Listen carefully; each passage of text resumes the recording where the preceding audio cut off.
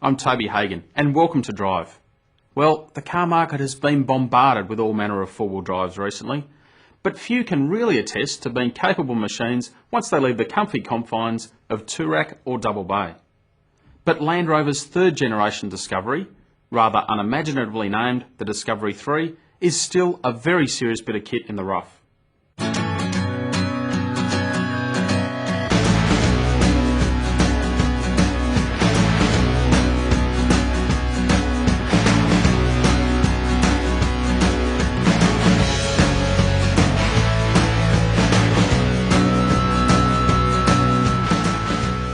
While there's still that boxy utilitarian flavour that's characterised the mid-sized Disco over the years, this new car also has a healthy dose of newness.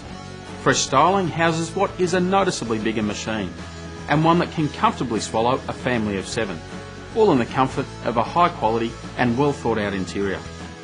Got a few mobile phones or some big bottles of water to take care of? No problems, because the Disco has it sorted, with plenty of storage for odds and ends and cup holders that even the most supersized Macca's meal won't be able to overcome. In the centre console are the controls for the four-wheel drive system, which boasts locking differentials, adjustable height air suspension and a tricky command device called terrain response, which allows you to tailor those various systems to different driving conditions like snow, mud, sand or rocks. But the big question is, does it all work? Now, we haven't exactly circled Australia yet, but our week in the flagship HSE model was enough to show us that this really is a highly capable beast. Crank the air suspension up and there's miles of ground clearance, as well as excellent protection for all the mechanicals underneath. The traction control does a great job of keeping things moving, and the wheel travel is truly impressive, allowing the car to capably crawl over big trenches or rocks. There was one hitch though, and it was with the failure of the air suspension system altogether, which Land Rover puts down to the fact that our demo car was pre-production, so not quite up to final specifications. Still, it's not the best way to get acquainted with an all-new model from a brand that doesn't have the sharpest reputation for reliability. When it's working though, the air suspension does a masterful job of soaking up bumps and thumps.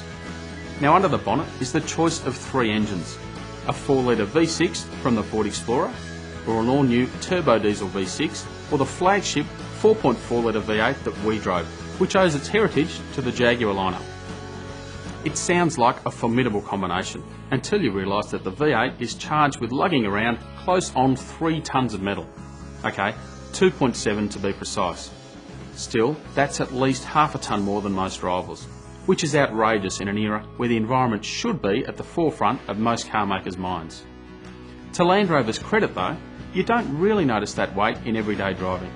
The V8 is genuinely smooth and loves a rev, so it gets along pretty well, and the 6-speed auto works well in subtly selecting the right gear. The brakes are also well up to the 2.7 tonne ask, and the road manners far from unwieldy.